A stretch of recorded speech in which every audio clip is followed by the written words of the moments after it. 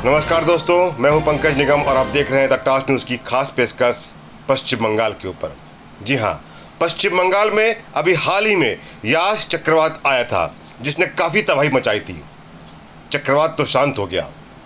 तबाही के ऊपर जायजा लेने के लिए प्रधानमंत्री नरेंद्र मोदी ने अपना दौरा भी किया, लेकिन इस दौरे में राज्य की मुखिया यानी कि वहाँ की मुख्यमंत्री ममता बनर्जी ने भाग नहीं लिया, ना वहां पर उन्होंने अपने किसी प्रशासनिक अधिकारी को भी भेजा। प्रधानमंत्री नरेंद्र मोदी की इस महत्वपूर्ण बैठक में यास चक्रवात से हुए तूफान पर हुए नुकसान और उसका जायजा लेने के लिए क्या कार्रवाई की जाए, इस पर मीटिंग रखी थी। नरेंद्र मोदी की इस मीटिंग में ममता बनर्जी ने शिरकत नहीं करी। किसी भी ब्यूरोक्रेट्स ने वहां की कोई फाइल उनके सामने प्रस्तुत नहीं की, ना कोई प्रेजेंटेशन दिया।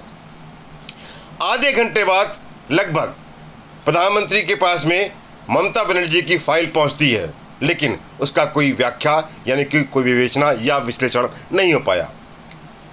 प्रधानमंत्री की इस बैठक में किसी प्रशासनिक अधिकारी का मौजूद न होना अपने आप में प्रधानमंत्री नरेंद्र मोदी की खिलाफत बताता है। उनके खिलाफ हम बगावत कर रहे हैं, ये दर्शाता है। ममता बनर्जी का यह अहंकार प्रशासनिक तकरार में बदल जाएगा, ये शायद किसी को नहीं पता था। प्रधानमंत्री नरेंद्र मोदी की इस मीटिंग के बाद में जब आपदा प्रबंधन के लिए किसी प्रशासनिक अधिकारी का होना मौजूद था और साथ में ही राज्य की मुखिया का होना भी मौजूद जरूरी था, दोनों वहां पर नहीं पहुंचे। प्रधानमंत्री की इस महत्वपूर्ण मीटिंग के बाद केंद्र सरकार ने और खास तौर से गृह मंत्रालय ने इस लापरवाही पर या कह दें कि इस घोर बगावत पर बड़ा एक्शन ले लिया। 28 मई की इस मीटिंग के बाद में गृह मंत्रालय ने राज्य के मुख्य सचिव यानी कि जो उस समय के मुख्य सचिव थे अलपन बंदोपाध्याय के खिलाफ बड़ा एक्शन ले लिया। मुख्य सचिव को बतौर प्रोटोकॉल या बतौर जिम्मेदारी के उस मीटिंग में पहुंचना बहुत जरूरी था, लेकिन वो किसी कारण से नहीं पहुंचे, या कह दें कि ममता बनर्जी के दबाव में नहीं पहुंचे। आपको बताते चले कि अलपन बंदोपाध्याय को अभी 30 तारीख को रिटायर होना था, लेकिन केंद्र सरकार को ममता बनर्जी ने इसी माह चिट्ठी लिखी थी कि इनके कार्य को देखते हुए इनका कार्यकाल बढ़ाया जाए। केंद्र सरकार ने इनके कार्यकाल को 3 महीने का एक्सटेंशन दे दिया था, यानी कि जून, जुलाई, अगस्त। नियम अनुसार अब इनका रिटायरमेंट होना था आने वाले अगस्त के अंतिम दिन में, लेकिन इस बड़े एक्शन को अपना अधिकार समझते हुए नरेंद्र मोदी या केंद्र सरकार या कहें कि गृह मंत्रालय ने अपना रूप दिखा दिया। केंद्र सरकार ने अलपन बंदोपाध्याय की इस लापरवाही में, जबकि प्रधानमंत्री नरेंद्र मोदी इस मीटिंग में मौजूद थे, ना पहुंचने पर कारण बताओ नोटिस जारी किया और उनको तुरंत केंद्र में कार्मिक विभाग में ज्वाइन करने की जिम्मेदारी सौंप दी, जो उनको 1 जून को ज्वाइन करनी थी। लेकिन अलपन बंदोपाध्याय अपनी इस जिम्मेदारी से पीछे हट गए।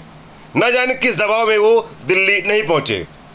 गृह मंत्रालय ने आपदा प्रबंधन के अंतर्गत आने वाली धारा 51B के अंतर्गत उनको कारण बताओ नोटिस जारी कर दिया। इससे पहले राज्य की मुख्यमंत्री ममता बनर्जी ने एक प्रेस कॉन्फ्रेंस करके बता दिया कि उन्होंने अलपन बंदोपाध्याय को रिटायरमेंट करा करके अपना मुख्य सलाहकार बना लिया। यानी कि किसी IAS अधिकारी को आप अपना गुलाम बनाकर रखना चाहते हैं। साफ जाहिर होता है कि राजनीतिक तकरार को देखते हुए मुखिया ने यह भी नहीं सोचा कि राज्य में इतनी बड़ी आपदा आई हुई है और उसको कैसे समेटा जाए। अपनी राजनीतिक अहंकार, राजनीतिक महत्वाकांक्षा या कहें कि प्रधानमंत्री नरेंद्र मोदी के खिलाफ जो उनके मन में कुंठा भरी हुई है, इसकी बगावत करते हुए ममता बनर्जी ने नरेंद्र मोदी के पास अपने किसी अधिकारी को नहीं भेजा। खैर, ये तो हो गई थी 2 दिन पहले की बात। ममता बनर्जी ने राज्य के मुख्य सचिव अलपन बंदोपाध्याय को रिटायरमेंट करा करके और अपने पास सीधे मुख्य सलाहकार के रूप में नियुक्त करा लिया। बताइए, प्रधानमंत्री नरेंद्र मोदी के पास जिस अधिकारी को पहुंचना था वो नहीं पहुंचा। उसके बाद केंद्र सरकार ने कारण बताओ नोटिस जारी करते हुए अलपन बंदोपाध्याय को नॉर्थ ब्लॉक नई दिल्ली में ज्वाइन कराने के लिए नोटिस लिखी, यानी कि मेल करी। आजकल तो मेल का ज़माना है, चिट्ठी पत्री कौन देखता है, लेकिन उसका भी जवाब उन्होंने नहीं दिया। और केंद्र सरकार के जवाब ना देने पर केंद्र सरकार ने उनको बड़ा एक्शन लेते हुए नोटिस जारी किया, कारण बताओ नोटिस, और इसका 3 दिन के अंदर जवाब भी मांगा है कि आखिर क्यों उन्होंने केंद्र सरकार की बातों को अवहेलना किया, उनकी आज्ञा का अवहेलना किया। अब आती है ममता बनर्जी की बात। ममता बनर्जी ने पश्चिम बंगाल के सीनियर आईएएस यानी कि मुख्य सचिव को 3 महीने के पहले एक्सटेंशन दिलाया। केंद्र सरकार ने इस एक्सटेंशन को मंजूरी भी कर दिया, यानी कि अभी भी केंद्र सरकार के अंडर में ही वो काम कर रहे थे। बावजूद उसके अपनी राजनीतिक महत्वाकांक्षा या कहते हैं अपनी कुंठा या अपना कहते हैं अहंकार को देखते हुए ममता बनर्जी ने 30 तारीख को ही अल्पन बंदोपाध्याय को रिटायरमेंट करा करके अपना मुख्य सलाहकार बना लिया।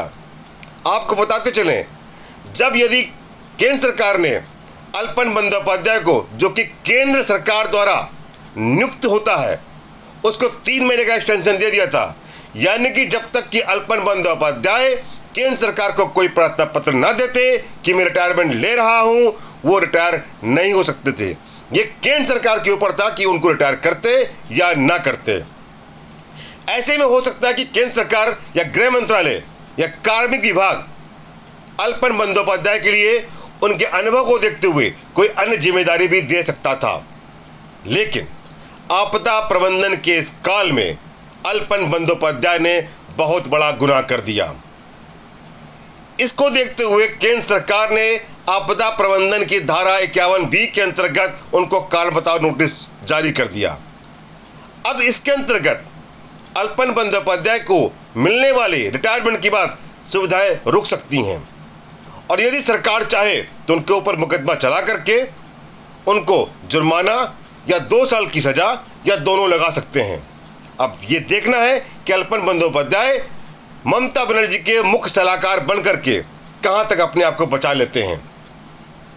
आपदा के इस समय में जब पूरे देश को एक साथ खड़ा होना था, जब सारे राज्य के मुखियों को एक साथ खड़ा होना था, ऐसे में ममता बनर्जी ने अपनी महत्वाकांक्षा को ऊपर रख करके केंद्र सरकार की अवहेलना करी, उनको ठेंगा दिखाया। राजनीतिक महत्वाकांक्षाएं अपनी जगह हैं, प्रशासनिक सेवाएं अपनी जगह हैं, और ऐसे में जब प्रशासनिक सेवाओं की अत्यधिक जरूरत है, पूरे देश में कोरोना महामारी को लेकर हाहाकार मचा हुआ है। इस हाहाकार में ममता बनर्जी का अहंकार कहीं ज्यादा उबाल मार रहा है।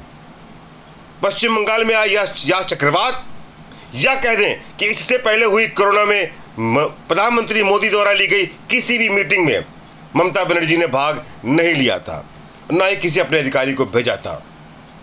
प्रधानमंत्री नरेंद्र मोदी का हमेशा से ही ममता बनर्जी खिलाफत करती चली आई हैं। क्या इस खिलाफत में राज्य की या देश की जनता का भला होगा? क्या इस प्रशासनिक स्तर पर की गई बहुत गैर जिम्मेदाराना कार्रवाई पर किसी भी राज्य की जनता का भला होगा? आपदा के समय में पश्चिम बंगाल की मुख्यमंत्री ममता बनर्जी को देश के साथ प्रधानमंत्री नरेंद्र मोदी के साथ खड़ा होना था। और क्या यह अल्पन बंदोपाध्याय सोचते हैं कि उनके रिटायरमेंट के बाद में नरेंद्र मोदी की खिलाफत करके, देश की मुखिया की खिलाफत करके, राज्य की मुखिया का सलाहकार बन करके या उनके मंत्रिमंडल में शामिल होकर के वो आगे का भविष्य अपना सुनिश्चित कर सकते हैं? ये राजनीतिक लड़ाई है। इस राजनीतिक लड़ाई में प्रधानमंत्री देश का मुखिया होता है, और उस देश की मुखिया के आगे हर एक को प्रोटोकॉल के अंतर्गत अपने सुझाव, अपनी बात और अपना अनुभव शेयर करने का पूरा अधिकार होता है। लेकिन इन अधिकारों को दरकिनार करते हुए अल्पन बंदोपाध्याय ने बहुत बड़ी बगावत कर ली।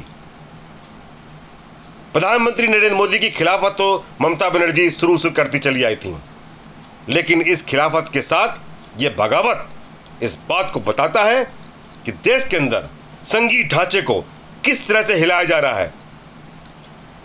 इस बड़ी तकरार में विपक्ष का कोई भी नेता प्रधानमंत्री नरेंद्र मोदी का या देश का साथ नहीं दे रहा है। अब यदि मान के चलिए कि इसी तरह से सारे राज्यों के मुख्य सचिव प्रधानमंत्री की सारी मीटिंग्स में अनुपस्थिति होना स्टार्ट कर दें, और प्रधानमंत्री जो कि देश का मुखिया है उसको कोई रिपोर्ट ना मिले तो इस देश का क्या होगा। इस प्रशासन या शासन में चलने वाली सारी कार्रवाई ध्वस्त हो जाएंगी। हर राज्य के मुख्यमंत्री को अपना अहंकार हो जाए कि मैं अपने मुख्य सचिव या अपने किसी अधिकारी या किसी जिलाधिकारी को प्रधानमंत्री नरेंद्र मोदी के सामने या किसी प्रधानमंत्री के सामने नहीं भेजूंगा तो इस संघीय ढांचे का क्या होगा। क्या अब लोकतंत्र में कोई खतरा नहीं हो रहा है? क्या देश के ऊपर कोई आंच नहीं आ रही है? मैं पूछना चाहूंगा ममता बनर्जी से कि आपने ये क्या उचित किया। इन सारे सवालों को लेकर के मैं आपके सामने आया था द टॉस न्यूज़ पर कि एक राज्य की मुख्यमंत्री का अहंकार इतनी बड़ी मचा देगा तकरार कि केंद्र सरकार और राज्य सरकार आपस में ही भिड़ जाएंगी और आखिर में जनता इसका भुगतान भोगेगी। याश चक्रवात तो आगे चला गया, जो उसको तबाही मचानी थी मचा गया, लेकिन ये तबाही अनंत काल तक रहेगी। और ये दिन जबकि राज्य के मुख्य सचिव ने प्रधानमंत्री के प्रोटोकॉल की अवहेलना करी हमेशा याद रखा जाएगा। आप अपनी राय हमें अवश्य दीजिएगा। हमारे चैनल को सब्सक्राइब, लाइक और शेयर जरूर कीजिएगा। बने रहिए हमारे साथ में द टॉस न्यूज़ पर। मिलते हैं फिर एक नए समाचार के साथ आपके सामने। मैं पंकज निगम, नमस्कार, धन्यवाद।